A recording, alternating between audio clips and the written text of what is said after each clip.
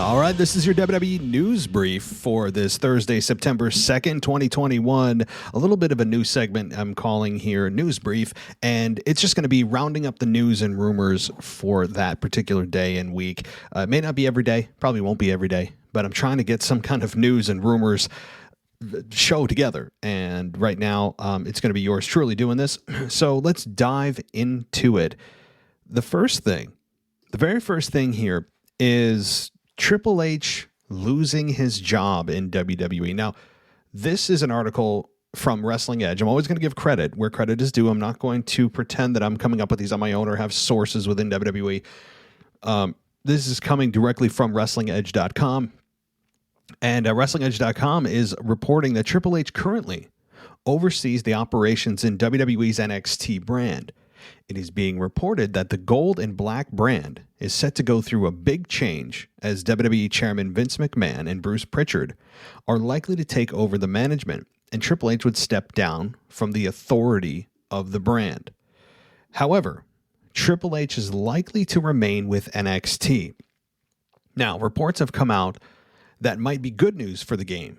It turns out that he might not have lost all control that some fans thought. According to a report from WrestleVotes, Triple H, Shawn Michaels, William Regal, and Matt Bloom are still very much in control of things. The look of NXT is likely to change, but it will be a subtle one. So NXT is set to resume live programming on September 14th. We will have to see how the brand changes from here. Plans might change in the future, but as of now, Triple H and his people are in charge of NXT. They're not going anywhere. But, as I reported yesterday, if you watch my TikTok at the WWE Podcast on TikTok, I reported that it looks like Vince and Bruce Pritchard are going to be taking creative control of NXT. Now, they're rebranding NXT. They've got a new logo. I wouldn't assume that the changes are necessarily subtle.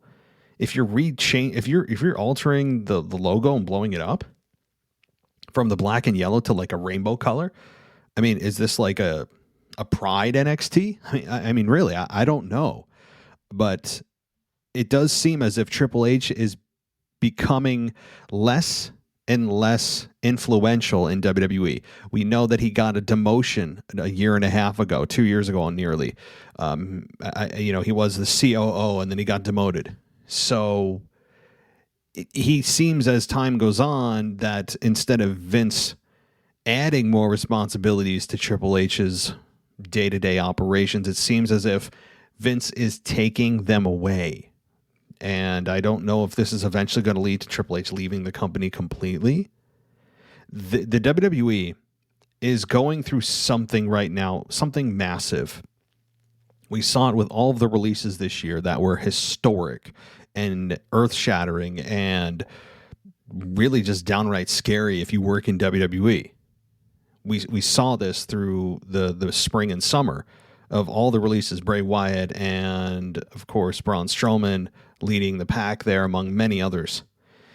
And this trend has continued. They've continued to fire writers and other management staff. And NXT, you were hoping was kind of that exempt category because Vince, you were hoping, didn't really pay attention to that brand since he didn't really view it as his baby. Well, it looks like he's finally got around to Nick Khan, who is the president of WWE, who seems to be really running roughshod now, and Vince allowing him to do so. They finally put their crosshairs on NXT and said, hey, we got to make some changes here. I don't know what those changes are, nor do I understand what changes they think they need. NXT right now has its own identity of being almost a counter culture to the other two brands, even though it's in the same company, because it's very wrestling heavy, and a lot of fans like that. Storyline's easy to follow. So I don't know why they feel that they need to also put their fingerprints on a brand that, for all intents and purposes, was doing fine. I mean, NXT did lose, quote unquote, lose to AEW in the Wednesday Night Wars.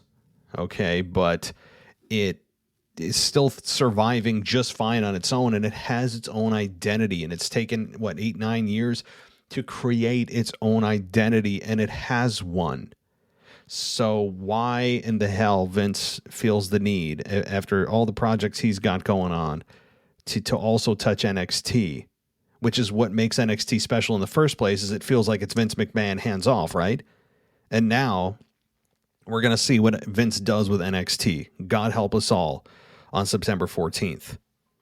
So let me know what you guys think about this, by the way. The NXT kind of power shift that's going on, and Triple H seemingly, as time progresses, getting a progressively reduced influence in the company. Just kind of becoming less and less of somebody that is in charge of things, and has gotten reduced roles over time. So there's something going on. There is something going on. So also from Wrestling Edge, and I'll quote other sources in a moment too. I'm not just using exclusively one source, but they also apparently, the title is CM Punk leaks real WWE return offer. So obviously he returned to AEW. We all know this. But according to Wrestling Edge, this is what they say. Former WWE superstar CM Punk has not been seen on WWE television since the 2014 edition of the Royal Rumble pay-per-view. He walked out of the company the next day and has not looked back since then. Following his WWE exit, many fans have been wanting to see Punk make his return to the company every year. He has yet to make his return to the squared circle, and at this point, it seems very unlikely. A WWE superstar. Okay, so let's see. CM Punk has also been in talks with AEW for quite a while, which obviously came true, and made his return at Rampage on August 20th. So here is what here's what's, I guess, the most interesting. The Second City Saint recently spoke to the Angie Taylor show, where he revealed that going back to WWE was never on the table for him. I don't think I considered it. 3 years ago, 5 years ago, I don't think AEW even existed. I don't think going back to WWE was ever really logically on the table. As I say, the place I used to work, because I don't feel it's specifically necessary to mention them when I don't have to. I'm full of anxiety and stress doing press for AEW right now that I'm inadvertently going to say a whole bunch of stupid stuff. So it appears that he never wanted to return to WWE. It was never on the table. For all the times that we chanted CM Punk in arenas, every time they went to Chicago, it never was on the table for Punk. Ever. And I don't blame him. And as he said in his very first promo in AEW, he said that why would I go back to the place that got me sick in the first place? And that's so true. And it really shed light on why we never saw him. And it seems as if since then, AEW, or rather WWE, has become even more of a toxic environment, that it never appealed to Punk to go back to a place that he never felt was his home. And he said he returned. He basically skipped over the 7 years he was in WWE, and said that he left professional wrestling in 2005 and came back in 2021, and skips over completely his WWE run, as he doesn't really consider that professional wrestling. And by all intents and purposes, it's not. It's not really old school pro wrestling. So. All right, let's continue on here. Let's go to WrestlingInc.com here, and I want to touch on something here, something a little more heavy, and that's a passing of a certain star, and that star is Daphne. Okay, she was, if you guys are not familiar, and I actually was not super familiar with her. Why? Because she was in WCW and TNA, both promotions I was not super into. Hence why I started a WWE podcast. But anyway, it has been reported, she passed away at the age of 46. And this is what Wrestling Inc. writes. The wrestling world has been concerned for Daphne's condition after she posted an Instagram live video on Wednesday night where she appeared to be suicidal. Shimmer Wrestling announced Daphne's passing this afternoon with a message from her close friend, Lexi Fife. Fife provided the following message to Shimmer, or Shimer, I think it's Shimmer. We're very sad to have to announce the passing of Shannon Spruill, known as Daphne Unger. And we're posting this at the request of her family. Please respect their privacy at this trying time. I will miss you, my logical sister, from another mister. Fife told TMZ Sports that Daphne had been battling mental issues prior to her death. She urged anyone going through similar issues to get help. To give the National Suicide Prevention Lifeline. Daphne stated in her Instagram live video that, quote unquote, brain goes to Boston, which appears to be a reference to the Concussion Legacy Foundation and how many pro athletes donate their brains to be studied after they pass. Man, this is tough. Daphne worked with WCW from 1999 to 2001, and then worked for TNA from 2008 to 2011. She also worked for Shine, Ring of Honor, and many other promotions. Her career included in-ring action, managerial work, and acting. She held the WCW Cruiserweight title on one occasion. So, wow. Okay, so I did not catch all of that when I first went through this. I mean, clearly it's suicide. There's no question about that. I don't think there's any foul play here. Her mental state was not good at all, as we clearly know. And it's very, I mean, you talk about a red flag when, she puts in her Instagram live session that, her brain goes to Boston. And, you wonder, as time goes on, I'm sure we'll hear more about this and learn more. If this mental condition was caused from many concussions. I mean, concussions can cause a lot of issues neurologically. Obviously Brett Favre, if you've followed his career, former quarterback for the Green Bay Packers, he has a ton of memory loss. A lot of the stars that in NFL, especially because it's very high impact, have had suicide instances. And when they, did a study on their brain, a lot of it was due to the fact that there was a lot of concussions. Chris Benoit, although it's the same but different. Chris Benoit, when they opened up his brain, I guess it was revealed that it looked like his brain was that of an 80-year-old. So, I mean, obviously we know what Chris Benoit did, tragically, and he took his own life too, but a lot of it did have to do with the concussions he suffered, presumably, throughout the years. So that, perhaps, I'm just speculating, guys. I mean, who knows? That's my speculation, only because she is was a wrestler, and concussions do happen. A lot of them go undocumented, especially in her earlier years, and maybe that wore on her. Again, we'll see. But this is very sad, very sad. So, obviously, thoughts and prayers go to Daphne, really Shannon Spruill, and her family and friends. So, all right. Let's get to one or two other stories here that, there's always a ton of news that comes out, but sometimes it's just I feel like it's just nonsense and not worth discussing. But if those that are interested, Brit Baker reportedly, according to Wrestling Inc., has extended her AEW contract. So good news for Brit Baker fans. I'm just getting my feet wet with AEW, trying to watch it regularly, or at least catching the highlights, so I become more familiar with the product that's, is really refreshing to watch after watching WWE for so long. So Brit Baker, who is clearly the most over woman on the roster in AEW, extends her contract. So this is what they say. AEW Women's World Champion Dr. Brit Baker, DMD, and AEW have agreed on a contract extension, according to F4W Online. Fightful Select was the first to report the news, citing AEW sources. The report does not state the length of the new agreement or the length of the original deal. Brit Baker first signed with AEW back in January of 2019. Baker recently retained her AEW World Championship against Red Velvet. Okay. And then it's promoting her September 5th, this Sunday, she'll be defending the AEW Women's title against Chris Statlander. I gotta learn names, guys. Okay. So that is good news. Good news for Brit Baker fans. I mean, we don't know the details, but whatever they are, it's good news. So, and AEW, from what I understand, does need help on the women's side, and she seems to be kind of the cornerstone of the women's division. So I'm looking forward to really watching more, honestly. I'm really looking forward to watching more of AEW and learning more of the product and not just sound like a newbie. So, okay.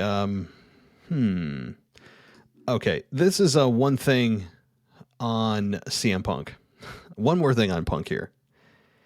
And this is, again, from Wrestling Inc. So let me just read you what the top headline, the money line was. It says CM Punk and WWE, quote unquote, it's 100% competition. If you say it's not, you're fooling yourself. So here's what AEW star CM Punk said when he joined WFAN's Moose and Maggie to promote All Out on Sunday on the pay-per-view where Punk will wrestle Darby Allin. He said that he's willing to, but doesn't want to come across as a know-it-all veteran. He said that I don't want to be a good guy who thinks I know everything because I don't. Part of this experience for me is continuing to learn. And in 2013, I might have thought I knew everything. That was a great time for me to leave. And now I'm like, man, this is great. I got to share a ring with Sting last night. I never thought something like that would happen. And just talking to him, I'm learning still. So, all right, here's where the context comes in from the quote. I mean, there's a ton from this interview that you can go and look at the transcript from. It's on Wrestling Inc. Great website, by the way, guys. Like, I'd really recommend it. Very reputable, long-standing, good stuff. Same with The Torch and all them. Like, I'm not afraid to sit here and say they're good. They're good. They're here for a reason. Okay, so here is what they said, or what Punk said. And I'll read you this verbatim. So one talking point during the several WWE media events has been Vince McMahon and Nick Khan being asked if AEW was competition for WWE. Here, Punk was asked if WWE was competition for AEW. His answer was similar to that of AEW president Tony Khan. And here's what he said. He said, if you ask them, they'll say AEW is not their competition, which is great because I think everyone sees through that. If you ask us, I'll say, yeah, absolutely, they're our competition. However, we're focused on what we're doing. We're focused on the people in the building that have paid to see AEW, and we're not so much worried about on anything else. So, again, he goes on, and, there's just a lot more to this interview, but that's really the money line there, and it's true. If you don't believe that AEW is competition for WWE, or vice versa, you are kind of fooling yourself. Now, Vince may not look at it as a threat currently, but they're competition by definition. I mean, they're in the same business of professional wrestling. I know Vince would say we're not in the wrestling business. Yeah, you are. Yes, you are. I don't care whatever you want to mask it as, whatever fancy language you want to call it, sports entertainment, whatever. It's professional wrestling. Y'all are in the same business. Period. End of story. So they are by definition your competition because they have certainly the financial backing in Tony Khan. They have a cable outlet on TNT, a major cable outlet on TNT. They have one of their shows on the same night as yours, albeit starting right after SmackDown ends. They have a Wednesday night show. They were in direct competition at one point with NXT, and they got their ass kicked. NXT did by AEW Dynamite. So they have pay-per-views and everything. I mean, and a lot of their talent that WWE lets go, AEW picks up. So I don't want to hear that they're not actually competition. Now, are they, again, threatening competition by ratings? Not yet. But I think once Daniel Bryan shows up and we get other talent that WWE lets go into AEW, or we just have organically rising stars that they bring in from the independent scene or whatever, they're going to eventually become, I think, on par with WWE. I really believe that. I do. Because these changes that WWE has made over the last year with all the firings, which creates bad PR, and I think a lot of goodwill with the fans gets eroded away with that. It kind of tells you how they treat and feel about their talent, that they're just disposable and nobody's safe. And then you hear from the stars that have left, and they do podcasts and reveal, their troubles with WWE. Dean Ambrose, CM Punk, Jericho said it many times, and so on. It just reveals what the environment's like backstage. And I think that fans are tired of seeing just one presentation of professional wrestling, and AEW is just that breath of fresh air. They will, in time, I believe, perhaps even supersede the ratings of WWE. I believe that is in the cards. Do I think they're ever going to put them out of business? No, and I don't want them to. I don't want AEW to put WWE out of business and vice versa. Why would you, as a wrestling fan, want one to succeed while the other goes out of business? Because that means that you truly aren't a wrestling fan. Why? Because that means there's one less place for the guys and gals to make a living. It's just, it's simple as that. But yeah, so I just wanted to bring this to you guys, make it short and sweet, about 20 minutes or so. Obviously, a ton of more news could be discussed as these wrestling websites pump out a lot. Sometimes it's just silliness, but I wanted to go over some serious stuff. Look, obviously anything CM Punk says is at a premium right now. So I really hope you guys enjoyed this. I'll be doing this on a semi-regular basis because it's not a long-form audio show, and it keeps you guys a little bit current with what's going on if you're not already paying attention. And I hope you enjoyed it. Maybe we'll have some other people do it. We're trying to, every time we're we try to find someone to do it. It's start, stop. It's difficult right now to continue this moving forward. So if there's anybody that wants to step up and say, hey, I'd love to do a news and rumors show, maybe once, twice a week, whatever, let me know. Let me know, because typically Thursday nights are my nights off. But I love you guys so much that I decided to take 30 minutes out of my night and do this and edit it and post it for you. So, all right, everybody, thanks so much for listening. Thanks so much for this this news briefing and listening to it. And as always, I'll talk to you next time.